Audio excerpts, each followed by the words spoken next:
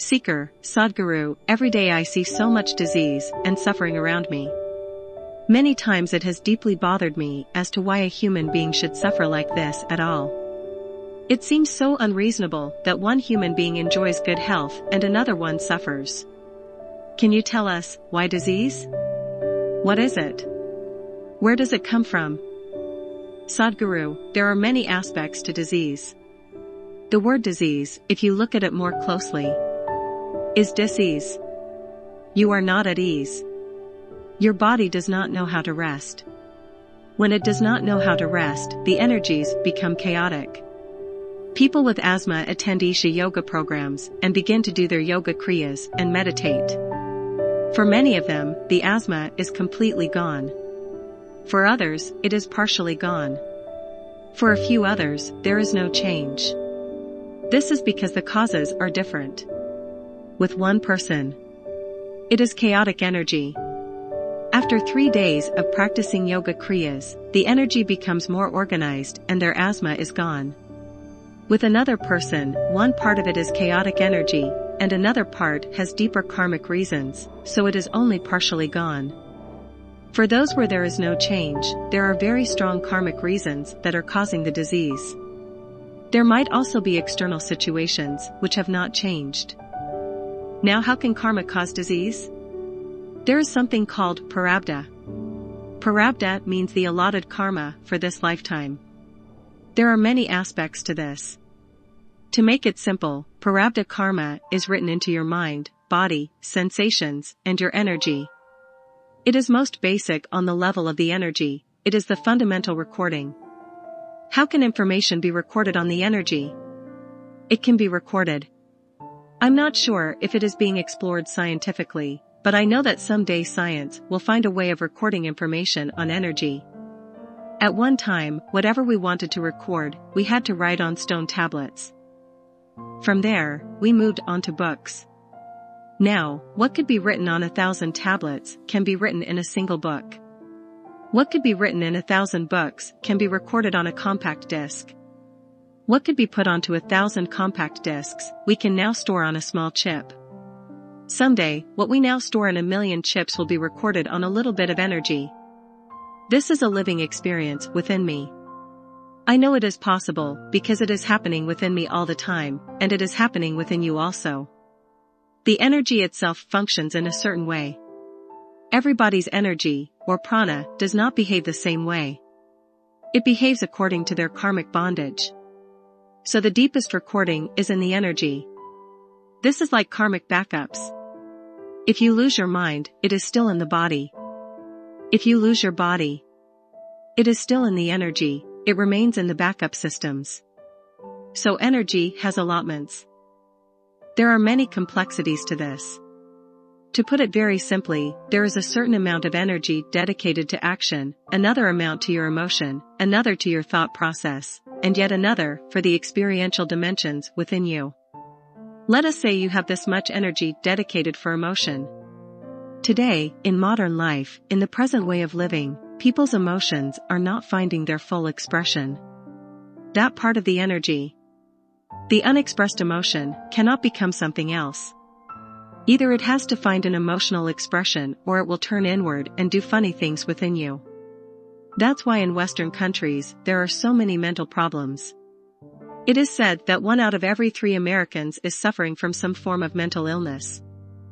Think of 2 of your best friends, Fred Erica. If they're okay, then it must be you. One of the major factors for this is that there is no room for emotional expression. Anything emotional is looked upon as a weakness in those cultures, so it is suppressed.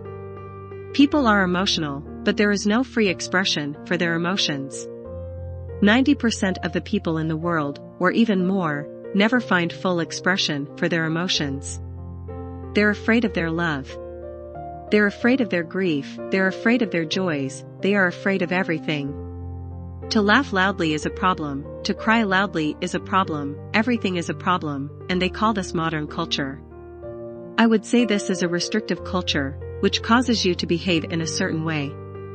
So if your emotions never find full expression, then that energy can turn around and do many damaging things to you. The major portion of your prarabdha karma is the energy that is allotted for activity.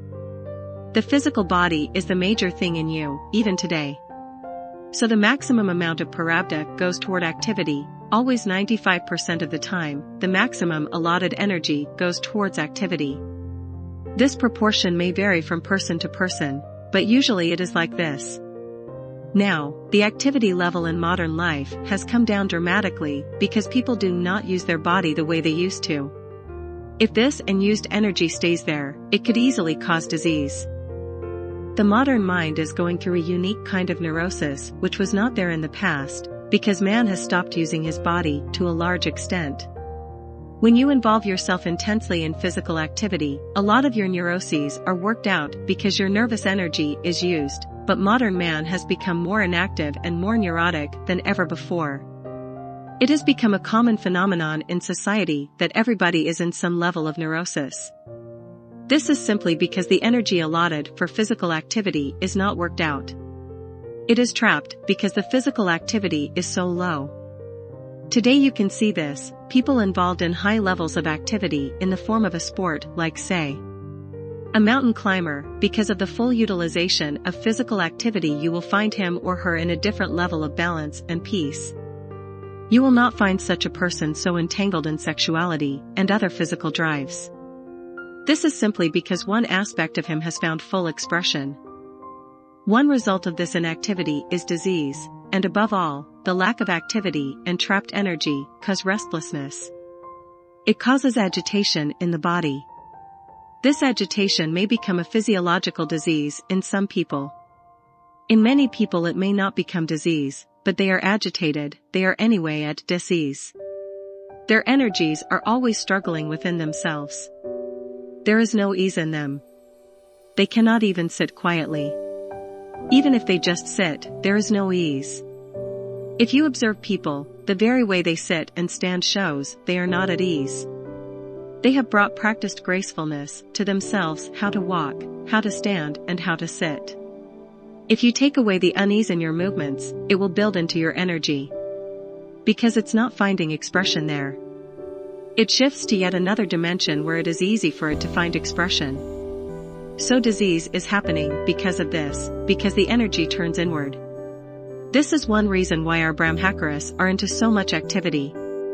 Anybody seeing their level of activity would ask, why are these people who came here to pursue their spiritual practices or sadhana working 20 hours a day? In people's minds, spirituality means someone half-dozing under a tree. This is not so. Their work is part of their spiritual growth. Now that Isha is expanding, we want to bring in a significant transformation to the rural areas of Tamil Nadu. Our life will become 24 hours of activity.